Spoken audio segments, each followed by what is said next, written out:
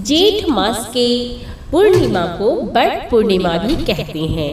ज्येष्ठ पूर्णिमा, जिसे बट पूर्णिमा कहा जाता है, विवाहित महिलाओं द्वारा अपने पति की लंबी उम्र के लिए मनाया जाता है। इस दिन सावित्री सत्यवान की कथा का पाठ किया जाता है।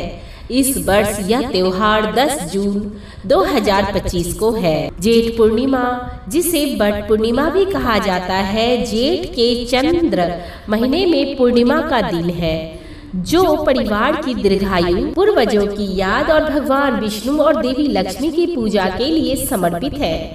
विवाहित महिलाएं अक्सर अपने पति की सलामती के लिए व्रत रखती हैं और बरगद के पेड़ के नीचे विशेष अनुष्ठान करती हैं।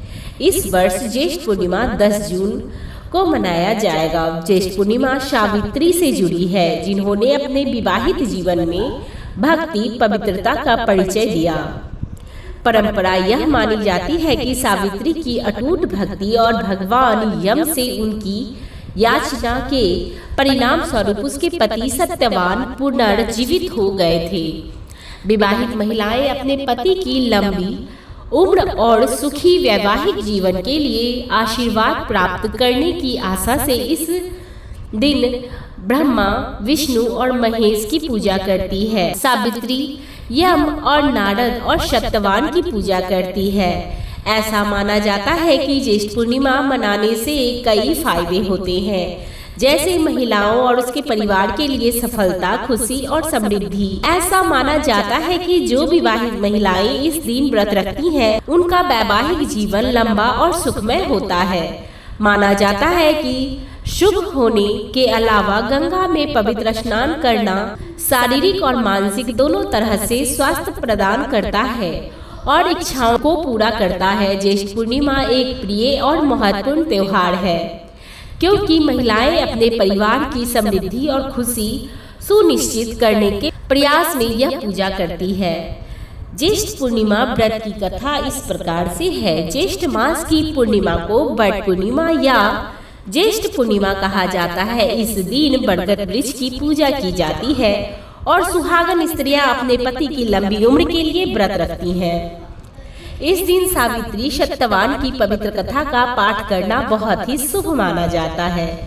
पुरानी कथा के अनुसार सावित्री एक राजकुमारी थी। वह बहुत ही बुद्धिमान, साहसी और धर्मपरायण थी। उसने तपस्वी जीवन जीने वाले सत्यवान को अपना पति चुना, लेकिन नारद मुनि ने सावित्री को बताया कि सत्यवान अल्पायु है और 1 साल के भीतर उसकी मृत्यु हो जाएगी। फिर भी सावित्री अपने निर्णय पर अडिग रही और सत्यवान से विवाह कर लिया। सावित्री ने अपने पति के साथ वन में रहना शुरू किया। जब मृत्यु का दिन आया तो सत्यवान लकड़ी काटने के लिए जंगल गया और वहीं गिर पड़ा। यमराज उसकी आत्मा लेने आए, लेकिन सावित्री ने यमराज का पीछा किया और उनसे धर्म की बातें करते हुए उनका दिल जीत लिया। यमराज ने उसकी भक्ति और पति के प्रति प्रेम को देखकर उसे 3 वरदान मांगने को कहा।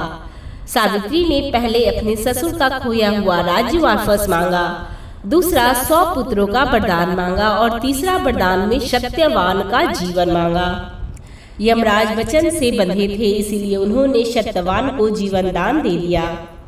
इस तरह सावित्री की बुद्धिमता, प्रेम और तप से सत्यवान को नया जीवन मिला। तभी से स्त्रियां इस व्रत को रखती हैं, रखकर सावित्री जैसी नारी बनने की प्रेरणा लेती हैं और अपने पति की लंबी उम्र की कामना करती हैं। विवाहित महिलाएं सुबह होने से पहले उठती हैं, उत्सव की पोशाक पहनती हैं और व्रत रखती हैं। सूर्योदय के समय वे बरगद के पेड़ के चारों ओर इकट्ठा होती हैं। उसकी जड़ों पर फूल, अक्षत, हल्दी और चावल और मीठा पानी चढ़ाती हैं।